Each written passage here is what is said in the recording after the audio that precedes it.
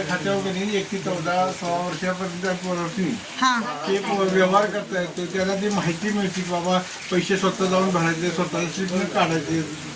बघा, तुम्हाला या खात्याबद्दल माहिती सांगितल्या साहेबांनी. जिव्हाळा खाते म्हणजे तुम्ही तुमच्या स्वतःच्या नावे बँकेमध्ये तुम्ही खातं काढू शकताय. हा आता मग मागे पुढे सह्या करून भरू शकताय, काढू शकताय तुम्ही स्वतः. आलं का लक्षात?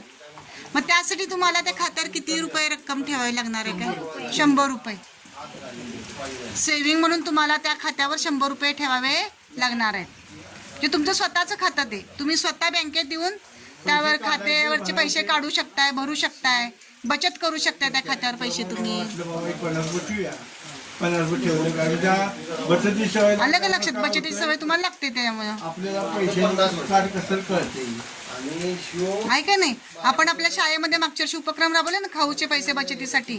मग तसंच आपण तुम्ही वैयक्तिक हे खातं काढून तुम्ही बँकेत येऊन आठवड्यातून एकदा किंवा 15 दिवसातून एकदा येऊन तुम्ही ते पैसे भरू शकताय.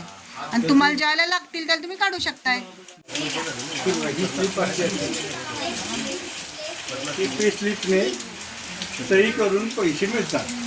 ही वार्षिक असते, ती भरायची असते आणि ह्यानं मागं तयार केलं की ते काढायचे.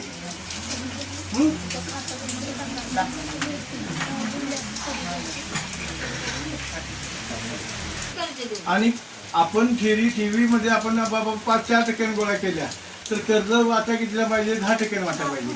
जो परत 6% राहतो तो बँकेचा फायदा असतो.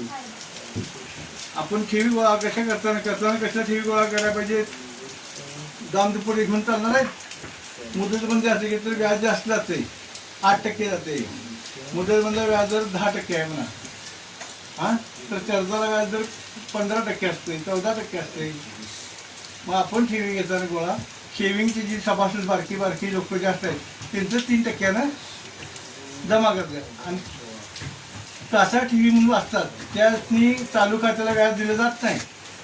जेवढी चालू खाते आहेत, व्यक्ती चालू, संस्था चालू, त्यांना व्याज मिळत नसतं. फक्त ती रक्कम ठेवतात कारण त्यांचा रोज व्यवहार असतोय. त्यांना रोज पैसे दिवसानं 2 वेळ 3 वेळ काढायला लागतात. मोठ्या व्यापाऱ्यांची लोकांची खाती चालू खाते असतात. आणि सेव्हिंगचा नेमकं कसं महिन्यातनं आठवड्यातून 2 वेळेस पैसे काढता येतात सेव्हिंगला. सेव्हिंगचा नेमकं